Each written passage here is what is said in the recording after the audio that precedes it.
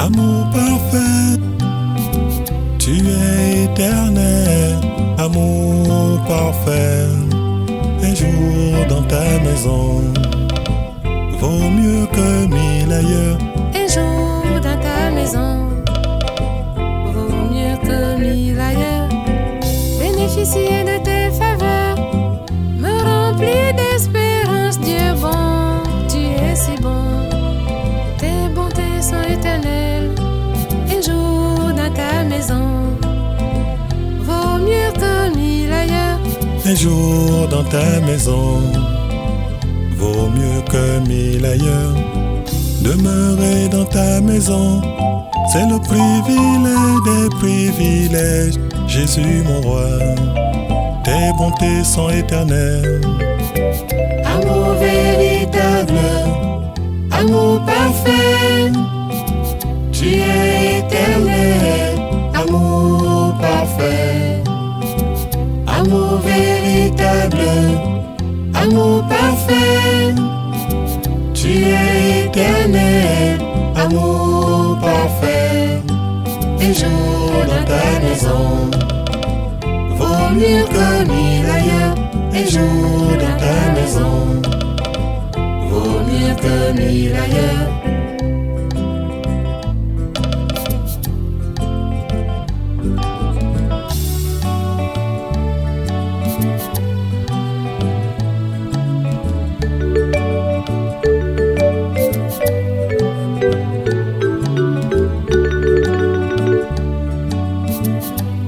Mon Dieu, je ne te demande qu'une chose, et je le désire vraiment, c'est de rester toute ma vie chez toi, pour jouir de ton amitié et contempler ta gloire.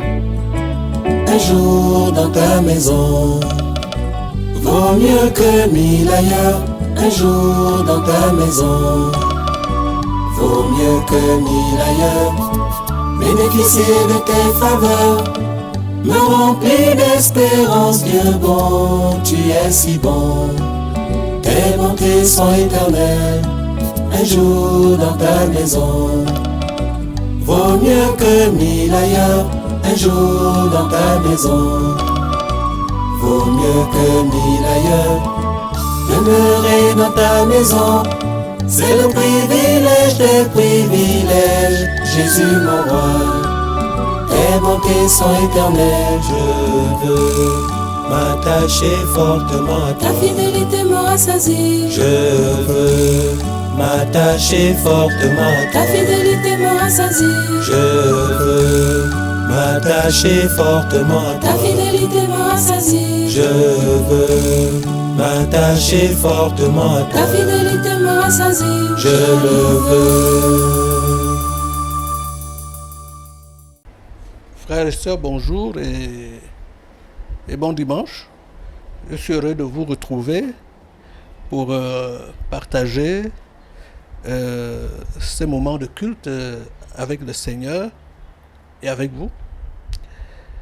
Nous allons commencer en lisant le psaume 73, le verset 28. Je vais lire. Pour moi, m'approcher de Dieu, c'est mon bien. Je place mon refuge dans le Seigneur, l'Éternel, afin de raconter toutes tes œuvres. Ce psaume est un cantique d'Asaph. Asaph fait partie des premiers lévites de l'ordre des chantres que David avait institué.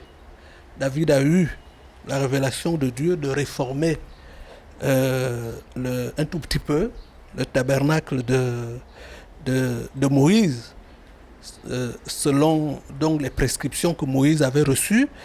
Et vous savez que dans ce tabernacle de Moïse, qui avait donc deux compartiments, le lieu saint et le lieu très saint, autour de ces sanctuaires constitués par le lieu saint et le lieu très saint, il y avait la cour intérieure qu'on appelle les parvis.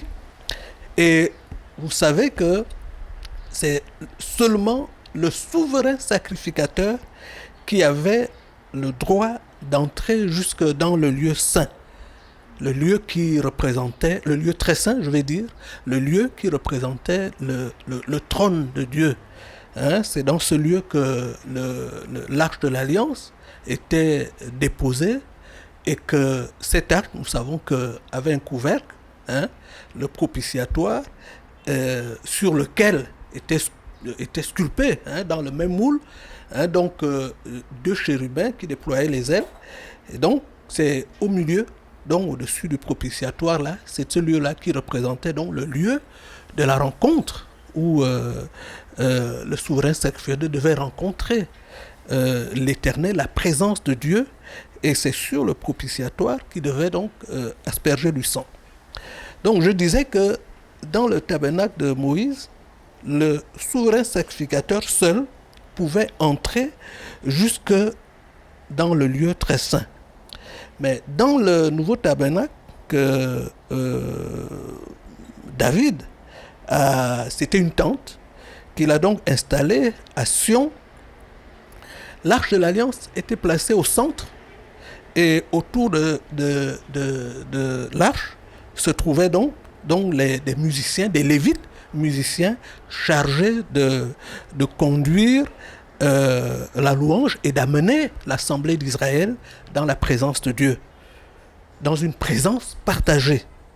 Alors nous voyons un tout petit peu tout cela décrit dans 1 Chronique, chapitre 16, je vais lire en commençant par le verset 1. 1 Chronique 16. Après qu'on eut amené l'arche, on la plaça au milieu de la tente que David avait dressée pour elle. Et l'on offrit devant Dieu des holocaustes et des sacrifices d'action de grâce. Quand David eut achevé d'offrir les holocaustes et les sacrifices d'action de grâce, il bénit le peuple au nom de l'Éternel. Puis il distribua à tous ceux d'Israël, hommes et femmes, chacun un pain, une portion de viande et un gâteau de raisin. Il remit à des Lévites la charge de faire le service devant l'arche de l'Éternel, d'invoquer et de louer et de célébrer l'Éternel, le Dieu d'Israël. Verset 5. C'était Asaph le chef, Zacharie le second après lui, Jéel, Shemiramoth, Jéel, Mattithia, Eliab, Benaja, Obed-Edom et Jéel. Ils avaient des instruments de musique, des luttes et des harpes. Et Asaph faisait retentir les cymbales. Verset 6. Les sacrificateurs Benaja et Jacaziel sonnaient continuellement des trompettes devant l'arche de l'alliance de Dieu. Ce fut en ce jour que David chargea pour la première fois Asaph et ses frères de célébrer les louanges de l'Éternel. Verset 8. Louez l'Éternel, invoquez son nom, faites connaître parmi les peuples ses hauts faits. Verset 9. Chantez, chantez en son nom, en son honneur, parlez de toutes ses merveilles. Et verset 10. Glorifiez-vous de son saint nom, que le cœur de ceux qui cherchent l'Éternel se réjouisse.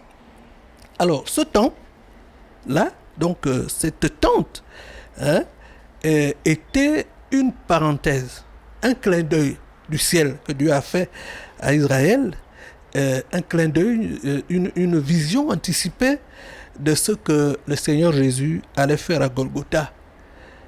Et que nous pouvons lire dans le livre de Hébreux chapitre 4, le verset 16. Il est écrit « Approchons-nous donc avec assurance du trône de la grâce, afin d'obtenir miséricorde et de trouver grâce pour être secourus dans nos besoins. » Nous voyons que là, il ne s'agit plus du seul souverain sacrificateur, mais c'est toute l'assemblée des enfants de Dieu qui est invitée à s'approcher de Dieu grâce au sang versé à Golgotha par le Seigneur Jésus. C'est pour cela que je dis que cet aperçu donc à Sion était un clin d'œil de ce que le Seigneur Jésus allait faire et que nous voyons aussi que Jésus lui-même avait prophétisé à la femme samaritaine lorsqu'il a rencontré la femme samaritaine, pour ceux qui connaissent la Bible, dans Jean chapitre 4, verset 23. Il a dit à cette femme, mais l'heure vient, et elle est déjà venue, où les vrais adorateurs adoreront le Père en esprit et en vérité, car ce sont là les adorateurs que le Père cherche. Donc, je disais que c'était une parenthèse, c'était un clin d'œil, tout simplement parce que nous voyons que après la parenthèse s'est fermée, et plus tard, Salomon, le fils de David, a reconstruit un temple donc à l'image du temple du tabernacle de Moïse. Alors, l'adoration ou l'attachement véritable à Dieu, Dieu est esprit, nous dit la Bible. C'est-à-dire cette rencontre de notre esprit avec l'esprit de Dieu. Voilà ce que Asaph avait expérimenté dans cette tente-là. Et c'est ce que nous venons de voir, le Seigneur Jésus a dit à la femme samaritaine, où des vrais adorateurs adoreront en esprit. Parce que c'est Dieu esprit. Et c'est l'adoration en esprit, cette rencontre avec Dieu en esprit, qui est la vérité. Et ce n'est plus le monopole du chef, du seul souverain sacrificateur. Asaph a expérimenté cette rencontre-là. C'est pour cela qu'il dit dans ce psaume 73 au verset 28, « Pour moi, m'approcher de Dieu, c'est mon bien.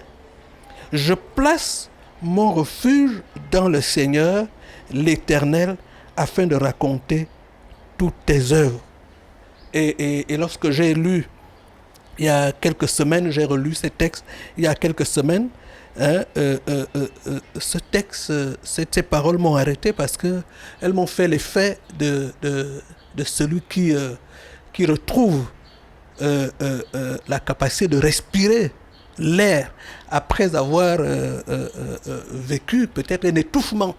Quand vous avez vécu un étouffement et que vous arrivez à nouveau de respirer, vous arrivez à respirer correctement à nouveau, ça fait un certain effet. Et vous réalisez que l'air respirer, c'est bien quelque chose. Je me souviens moi-même d'un séjour, un séjour que j'ai passé à Addis Abeba en Éthiopie. Vous savez qu'ils sont... cette ville est sur des montagnes, très élevées. À cette occasion, nous sommes allés rendre visite à une personnalité qui habitait un immeuble. Et en montant l'immeuble, à un moment, j'ai eu le souffle coupé.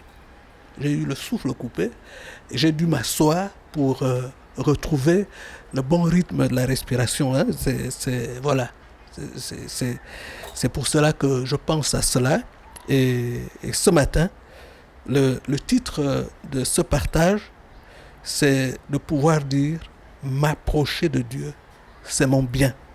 Je crois que chaque enfant de Dieu qui connaît cette expérience peut témoigner avec moi, peut le dire avec moi que c'est véritablement le bien, le meilleur de pouvoir s'approcher de Dieu. Cette confession, elle n'est pas une proclamation spontanée, sortie de nulle part, mais elle résulte d'un cheminement, elle résulte d'une vraie expérience vécue. Et je vous invite à examiner à travers l'expérience, le témoignage d'Azaph, d'examiner vraiment en profondeur les tenants de cette expérience pour pouvoir nous rendre compte que c'est une expérience qui est fiable. Et cette déclaration, elle est fiable, elle a des fondements solides. M'approcher de Dieu, c'est mon bien. Alors on va lire le psaume 73 en entier. Il a 28 versets. Je crois que ce n'est pas trop de les lire. Et c'est plein d'enseignements. Psaume 73, verset 1. Psaume d'Azaph. Oui, Dieu est bon pour Israël, pour tous ceux qui ont le cœur pur. Pourtant, il s'en fallut de peu que mes pieds ne trébuchent. Un rien de plus et je tombais. J'étais jaloux des arrogants en voyant la prospérité des gens méchants. Car ils sont exempts de souffrance jusqu'à leur mort. Ils ont santé et en bon point. Ils passent à côté des peines qui sont le lot commun des hommes. Ils ne subissent pas les maux qui frappent les humains. Aussi s'ornent-ils d'arrogance comme on porte un collier, et la violence est leur parure. Leurs yeux sont pétillants dans leur visage, pleins de graisse. Les mauvais désirs de leur cœur débordent sans mesure. Ils sont moqueurs, ils parlent méchamment et sur un ton hautain menacent d'opprimer. Leur bouche s'en prend au ciel même, leur langue sévit sur la terre. Aussi le peuple les suit-il, buvant à longs traits leurs paroles, tout en disant, Dieu, que sait-il? Celui qui est là-haut, comment connaît-il? Voilà comment sont les méchants. Toujours tranquilles, ils accumulent les richesses. Verset 13. Alors c'est donc en vain que je suis resté pur. J'ai lavé mes mains en signe d'innocence. Tous les jours, je subis des coups. Je suis châtié chaque matin. Si je disais, parlons comme eux, alors je trahirais tes fils. Je me suis mis à réfléchir. J'ai cherché à comprendre. Je trouvais tout cela bien trop injuste. Verset 17. Jusqu'au jour où je suis entré dans le temple de Dieu et où j'ai réfléchi au sort qui les attend. Verset 18. Car en fait, tu les mets sur un terrain glissant. Tu les entraînes vers la ruine. Et soudain, c'est la catastrophe en un instant. Ils sont perdus, ils sont détruits et l'épouvante les saisit. Comme les images du rêve s'évanouissent après le réveil, ô Éternel, quand tu interviendras, tu les feras tous disparaître. Oui, quand j'avais le cœur amer, et tant que je me tourmentais, j'étais un sot ignorant. Je me comportais avec toi comme une bête sans raison. Mais je suis toujours avec toi, et tu m'as saisi la main droite. Selon ton plan, tu me conduis, puis tu me prendras dans la gloire. Qui ai-je au ciel si ce n'est toi? Et ici-bas, que désirer? Car je suis avec toi. Mon corps peut s'épuiser et mon corps défaillir. Dieu reste mon rocher et mon bien précieux pour toujours. Qui t'abandonne se perdra, et tu anéantiras tous ceux qui te sont infidèles. Verset 28. Tandis que mon bonheur à moi, c'est d'être toujours près de toi. Oui, j'ai placé dans le Seigneur, dans l'Éternel, mon sûr refuge, et je raconterai ses œuvres. Alors, ce qui frappe, en tout cas qui m'a frappé dans la lecture de ce psaume, c'est d'abord son actualité. Hein? Je dirais même sa fraîcheur. Et ça m'a rappelé les propos de l'Ecclésiaste, hein, le sage Salomon, hein, qui disait « Il n'y a rien de nouveau sur la terre. L'homme reste le même en tout temps, en tout lieu, avec les mêmes bagarres intérieures. L'homme reste le même, avec les mêmes révoltes. Hein, la même impression qu'on a parfois que, l'univers est peut-être conduit par le hasard et que c'est peut-être le monde est absurde. Hein, et ça donne parfois envie de dire il n'y a pas de Dieu. Au milieu de tout ça, Asaph s'écrit « Mon bonheur, c'est m'approcher de Dieu ». Comment a pu-t-il aboutir à un tel résultat, hein, après un parcours aussi déprimant? Et pourtant, lorsqu'on regarde Asaph, il a une position sociale enviable. Hein, il est tout de même un proche du roi, une position qui lui donne un certain nombre d'avantages. Et il pouvait s'offrir un certain nombre de plaisirs. Il parle de son expérience, Asaph, lorsqu'il dit au verset 13, « Alors, c'est donc en vain que je suis resté pur, que j'ai lavé mes mains en signe d'innocence. » Il dit qu'il est resté pur. Ça veut dire qu'il avait la possibilité de ne pas le faire. Il n'a pas subi cette pureté. Ce n'était pas une contrainte, hein, de rester pur. Il a décidé de rester pur. Et vous pouvez donc imaginer l'immensité de la désillusion qu'il y a dans ces déclarations-là. Hein, parce que c'est une décision qu'il a prise lui-même. Hein, c'est presque comme s'il se disait, qu'est-ce que je gagne à craindre Dieu, hein? Je pourrais faire comme tout le monde et ne pas craindre Dieu. Frères et sœurs, je veux vous rappeler, vous dire ce matin que Dieu utilise souvent notre propre expérience dans l'épreuve pour nous enseigner des leçons de vie que malheureusement beaucoup ignorent. Et lorsqu'on ignore les leçons que Dieu nous enseigne, on est condamné à tourner en rond. Hein? Malheureusement, d'autres font encore des choses plus graves, hein? Parce qu'ils prêtent au diable ce qui est peut-être la main de Dieu et se mettent donc à combattre la main de Dieu. Et donc, ils ne comprennent pas la leçon, hein, que Dieu veut enseigner.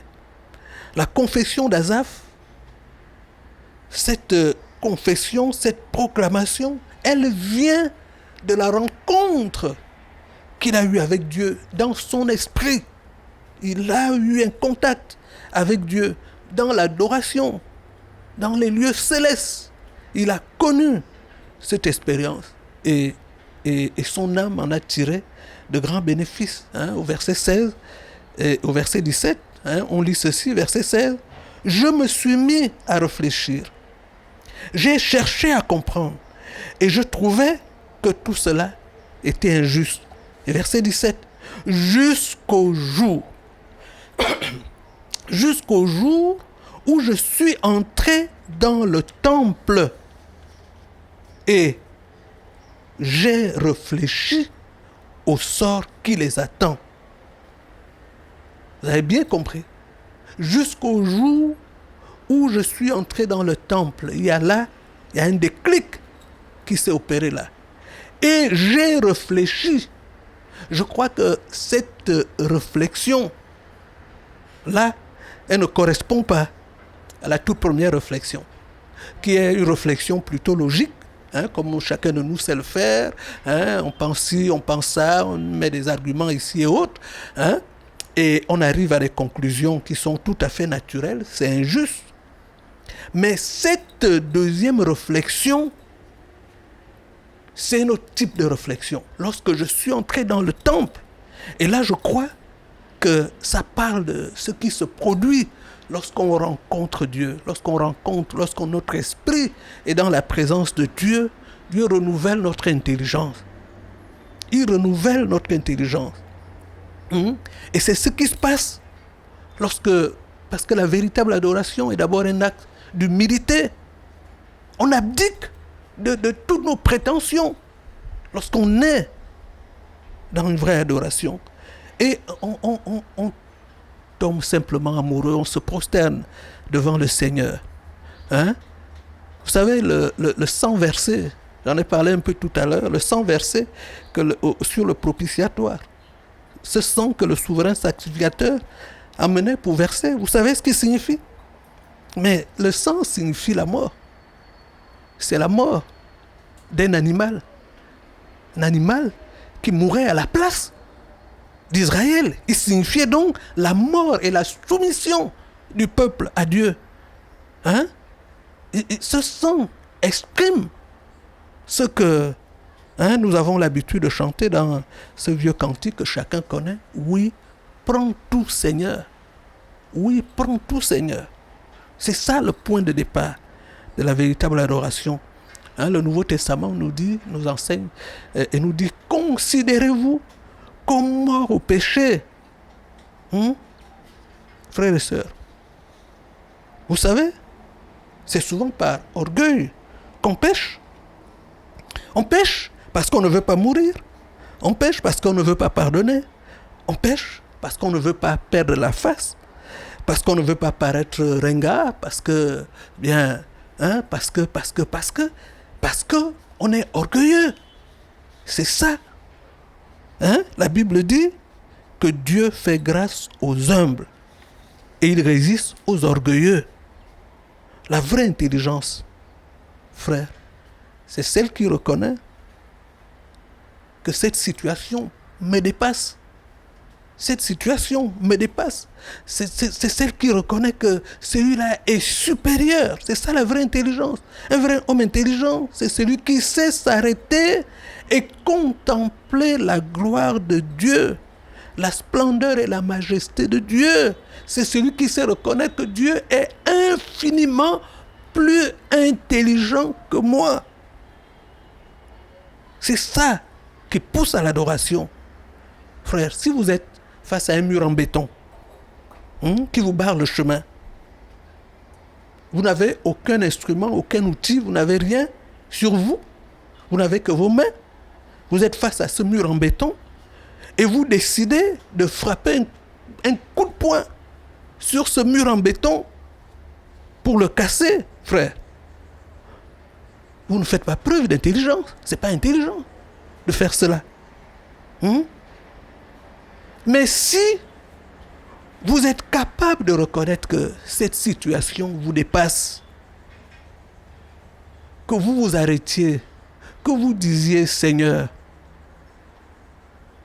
toi qui m'as conduit ici, ou même, je suis arrivé ici par ma propre bêtise, mais c'est toi qui es Dieu, montre-moi le chemin. C'est quoi le chemin pour continuer? Si vous êtes calme et dans une vraie attitude d'adoration, d'attente, pas de défi, mais d'attente, parce que vous croyez, la Bible dit, celui qui s'approche de Dieu doit croire que Dieu existe et qu'il est le rémunérateur de ceux qui le cherchent.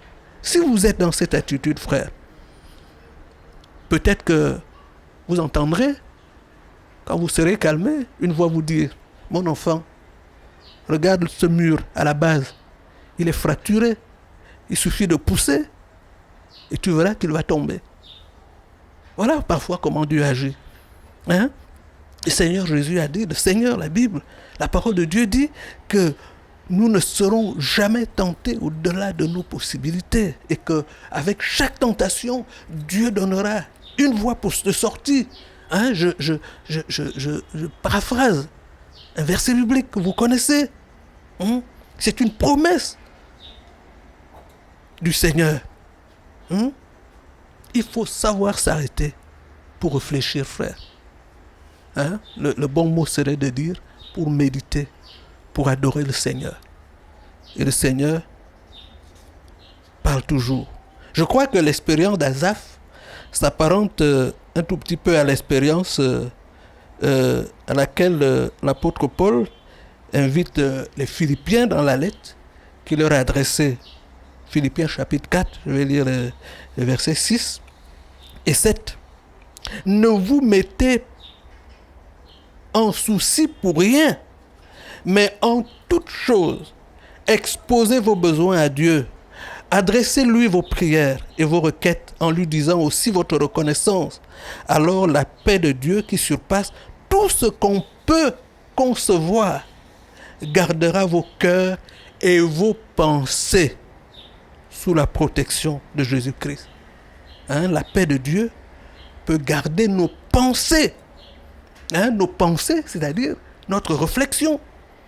Garder sous la protection de Christ. Voilà. Garder nos pensées attachées à Christ. Ou encore, comme la Bible dit, nos yeux fixés sur Christ. Ça parle des pensées. Nous savons que les pensées sont déterminantes pour notre vie. Au point que quelqu'un a dit, je pense, donc j'existe, donc je vis. C'est cela. C'est pas tout à fait, c'est pas faux de dire ça. Parce que ce sont les pensées qui nous conduisent. Si nos pensées sont laissées à la dérive, eh bien, ça nous éloigne de Dieu. Et ça nous éloigne de la vie. Ça nous éloigne de la présence de Dieu. Dans la présence de Dieu, lorsque Asaph a connu cette expérience où son esprit, donc ses pensées, ont été remplies de la présence de Dieu, Asaph a vu la vérité. Il a vu le panorama complet de la scène. Pas seulement la partie enjolivée, la partie apparente de la scène qu'on voit souvent. Asaph a tout vu. Il a vu la réalité derrière cette arrogance. Il a vu les conséquences derrière cette arrogance qui était présentée. Lorsque Jésus a dit à ses disciples, nous savons dans les évangiles, il a dit, vous connaîtrez la vérité et la vérité vous affranchira. Et je pense que cette connaissance de la vérité, elle se produit dans l'adoration, parce qu'on parle de l'adoration en esprit et en vérité, dans la rencontre avec Dieu. Notre esprit et l'esprit de Dieu font un. C'est à ce moment-là que la vérité est connue. C'est ce que Asaph a expérimenté. Vous savez, Asaph, il a été tenté d'abandonner Dieu, d'abandonner la crainte de Dieu, c'est ce qu'il dit. Il a été tenté d'abandonner la pureté, parce qu'à un moment, il a eu l'impression que ceux qui ne craignent pas Dieu, ceux qui restent impurs, réussissent mieux. Jusqu'au jour où il a connu la vérité en s'approchant de Dieu. Parce que la vérité n'est connaissable que lorsqu'on s'approche de Dieu, lorsqu'on adore Dieu. C'est lorsqu'il a fait cette expérience de la présence de Dieu qu'il s'est rendu compte que toutes les autres expériences sont nulles. Elles sont minables. Vous savez, l'apôtre Paul, qui n'était pas un fou. L'apôtre Paul n'était pas un masochiste. C'était pas quelqu'un qui aime la souffrance. Non, personne, je pense, de normal n'aime la souffrance. Et on ne nous demande pas d'aimer la souffrance. Mais nous devons reconnaître qu'il y a des souffrances qui sont utiles, qui sont nécessaires, qui sont des passages nécessaires pour que nous soyons guéris, pour qu'on mûrisse. Et l'apôtre Paul, il dit ceci aux Philippiens, je vais lire, Philippiens chapitre 3, le verset 8. Il dit, je vais même plus loin. Tout ce en quoi je pourrais me confier, je le considère comme une perte à cause de ce bien suprême, la connaissance de Jésus-Christ, mon Seigneur. À cause de lui, j'ai accepté de perdre tout cela. Oui, je considère comme bon à être mis au rebut afin de gagner Christ. N'oubliez pas que le mot connaissance, quand on le rencontre souvent dans la Bible, il parle plus, beaucoup plus que la compréhension intellectuelle. Ça parle d'expérience, ça parle d'un vécu, souvent la connaissance. Et ce qu'il dit ici, c'est que c'est cette connaissance, cette expérience avec Christ qui l'amène à regarder des choses qu'il considère importantes comme des choses moindres. Frères et sœurs, la vie chrétienne, la vie chrétienne, c'est pas une idée. Moi, je suis souvent, je suis souvent étonné par la considération, l'approche parfois qu'on a de la vie chrétienne. Ce n'est pas la poursuite du vent. Ce n'est pas la défense de quelques dogmes. Ce n'est pas non plus la vie chrétienne, quelques exercices religieux à répéter. Et le Christ n'a demandé à personne d'être le défenseur de ses idées. Ce que nous lisons que le Seigneur Jésus a demandé, Jean chapitre 14, verset 27. Il a dit, je pars, mais je vous laisse la paix. C'est ma paix que je vous donne. Je ne vous la donne pas comme le monde la donne. C'est pourquoi ne soyez pas troublés et n'ayez aucune crainte en votre cœur. Et encore, Jean 15, 15. Je ne vous appelle plus serviteur parce qu'un serviteur n'est pas mis au courant des affaires de son maître. Je vous appelle mes amis parce que je vous ai fait part de tout ce que j'ai appris de mon Père. Et surtout, il a prié le Père, le Seigneur Jésus, en disant, Jean 17, 24, Père, mon désir est que ce que tu m'as donné soit avec moi là où je serai, et qu'il contemple ma gloire, celle que tu m'as donnée, parce que tu m'as aimé avant la création du monde. Cette prière, frères et sœurs, cette prière a été exaucée. Jésus a dit, Dieu exauce toujours ses prières. Et cette prière a été exaucée. Elle a connu un exaucement. Quand nous lisons le livre d'Éphésiens, chapitre 2, le verset 5 et 6, nous lisons ceci. Nous qui étions morts par nos offenses, nous a rendus à la vie avec Christ. C'est par grâce que vous êtes sauvés. Ce sont des paroles de l'apôtre Paul, le témoignage de l'apôtre Paul qu'il fait pour lui et pour les Éphésiens. Au verset 6, il nous a ressuscités ensemble et nous a fait asseoir ensemble dans les lieux célestes en Jésus-Christ. Voilà le témoignage de Paul. Pour nous, les enfants de Dieu, pour nous, les chrétiens, voilà ce que c'est qu'être chrétien. Il nous a ressuscités ensemble et nous a fait asseoir ensemble dans les lieux célestes. C'est à cet endroit-là, dans les lieux célestes, quand nous y sommes, quand nous restons là, c'est là que s'ouvre pour nous l'étendue de la connaissance, de l'expérience avec Dieu. C'est un grand mystère. Mais c'est un mystère que le Seigneur nous révèle, de rencontrer le Seigneur.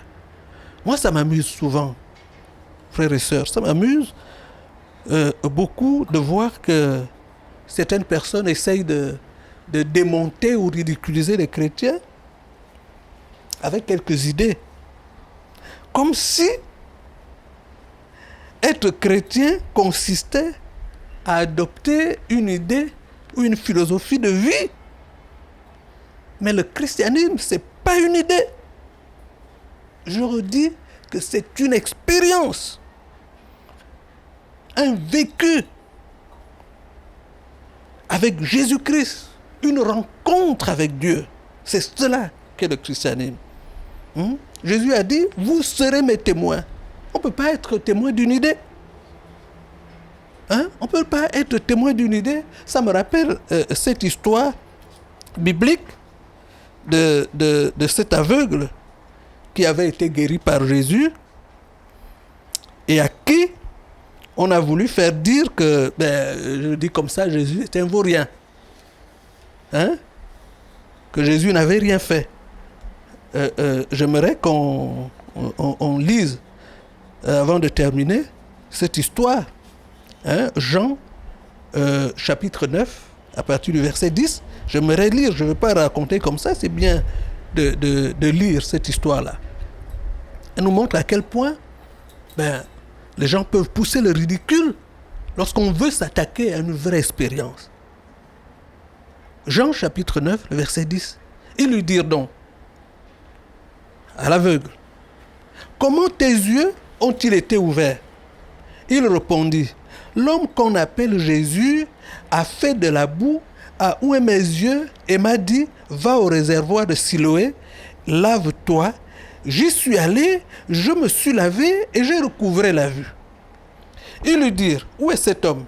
Il répondit, je ne sais.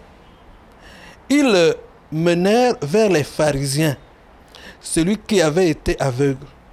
Or, c'était un jour de sabbat que Jésus avait fait de la boue et lui avait ouvert les yeux. De nouveau, les pharisiens aussi lui demandèrent comment il avait retrouvé la vue. Et il leur dit, il a appliqué de la boue sur mes yeux, je me suis lavé et je vois. Verset 16. Sur quoi quelques-uns des pharisiens dirent, cet homme ne vient pas de Dieu, car il n'observe pas le sabbat. D'autres dirent, comment un homme pécheur peut-il faire de tels miracles? Et il y eut division parmi eux. Verset 17. Ils dirent encore à l'aveugle, toi, que dis-tu de lui sur ce qu'il t'a ouvert les yeux? Il répondit, c'est un prophète. Ce témoignage, il vient d'une expérience. Il dit, c'est un prophète. Écoutez la suite, verset 18. Les Juifs ne crurent point qu'il eût été aveugle et qu'il lui recouvrait la vue jusqu'à ce qu'ils eussent fait venir ses parents. Ils les interrogèrent disant, est-ce cela votre fils que vous dites être né aveugle? Comment voit-il maintenant? Ses parents répondirent, nous savons que c'est notre fils et qu'il est né aveugle. Mais comment il voit maintenant ou qui lui a ouvert les yeux, c'est ce que nous ne savons. Interrogez-le vous-même. Il a l'âge, il parlera de ce qui le concerne. Verset 22. Ses parents dirent cela parce qu'ils craignaient les Juifs, car les Juifs étaient déjà convaincus que si quelqu'un reconnaissait Jésus pour Christ, il serait exclu de la synagogue. Voilà les préjugés. C'est pourquoi ses parents dirent, il a l'âge, interrogez-le lui-même. Verset 24, les pharisiens appelèrent une seconde fois l'homme qui avait été aveugle et lui dirent, donne gloire à Dieu. Nous savons que cet homme est un pécheur.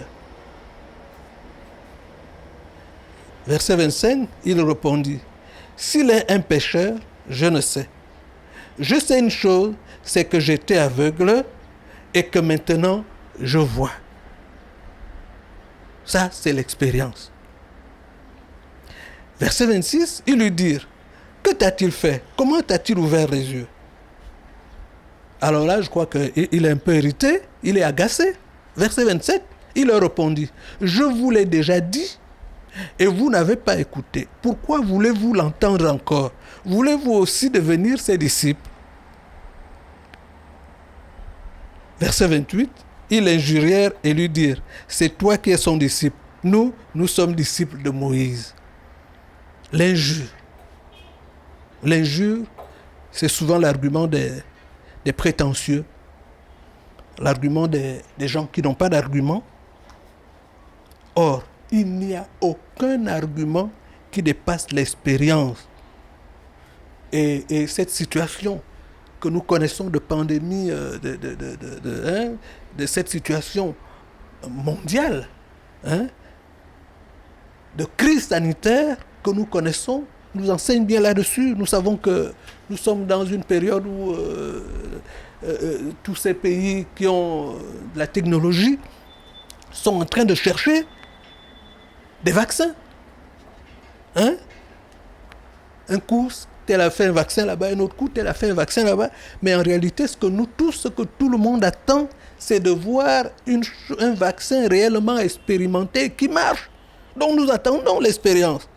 Nous sommes d'accord que c'est la chose expérimentée qui est solide. Et c'est sur cela qu'on peut bâtir quelque chose de solide, frères et sœurs. On peut faire l'expérience de la rencontre avec Dieu. Et l'apôtre Paul a fait cette prière. Dans cette prière qu'il a faite pour les chrétiens, il manifeste cette attente-là, une attente réelle d'une rencontre pratique, que chaque enfant de Dieu prenne réellement conscience de la position qu'il a en Christ.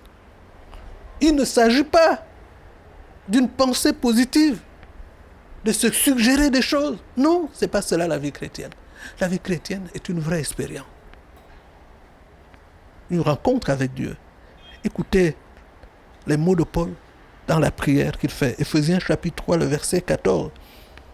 À cause de cela, je fléchis les genoux devant le Père, duquel tire son nom toute famille dans les cieux et sur la terre, afin qu'il vous donne, selon la richesse de sa gloire, d'être puissamment fortifié par son esprit dans l'homme intérieur.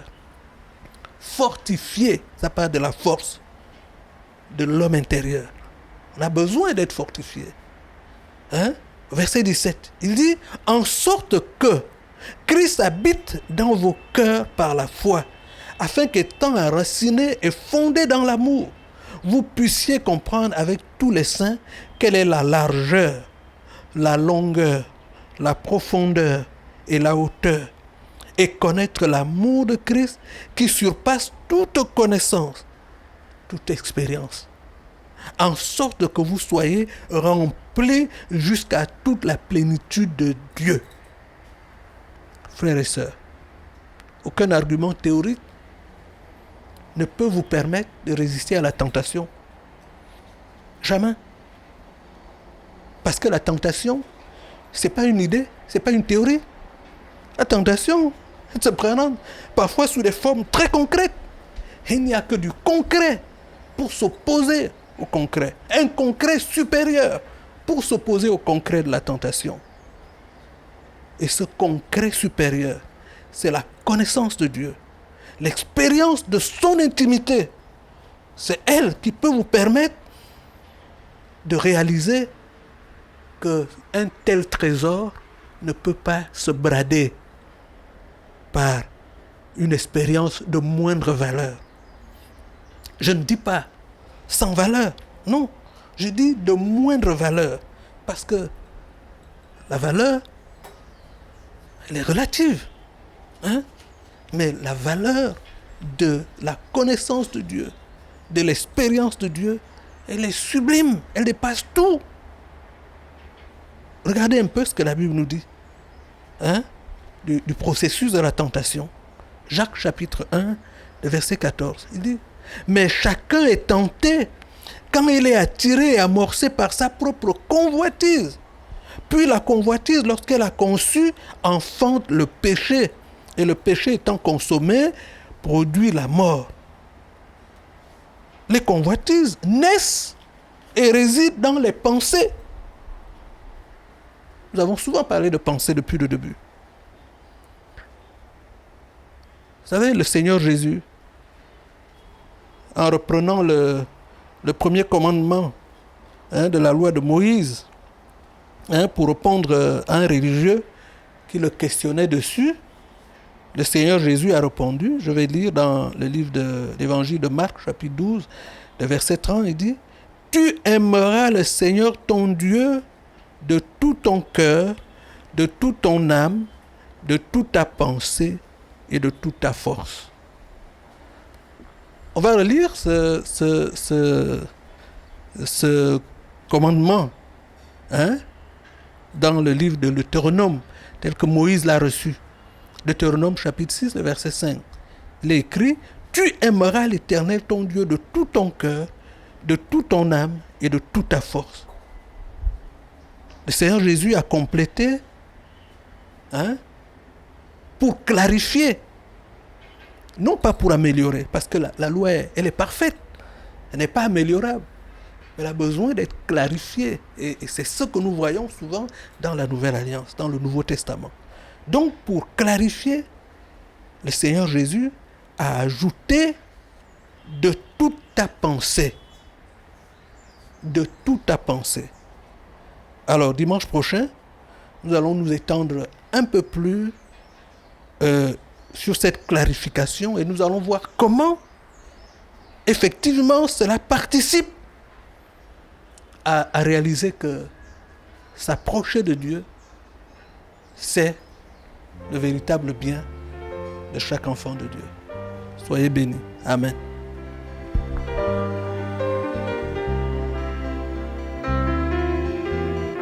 Quand je m'approche de ta personne, je me sens renouvelé. Quand je m'approche de ta personne, je me sens renouvelé. Quand je m'approche de ta personne, je me sens renouvelé. Car tu es le Dieu d'amour. Quand je m'approche de ta personne, je me sens renouvelé. Quand je m'approche de ta personne, je me sens renouvelé. Quand je m'approche de ta personne, je me sens renouvelé. Car tu es le Dieu d'amour. Je veux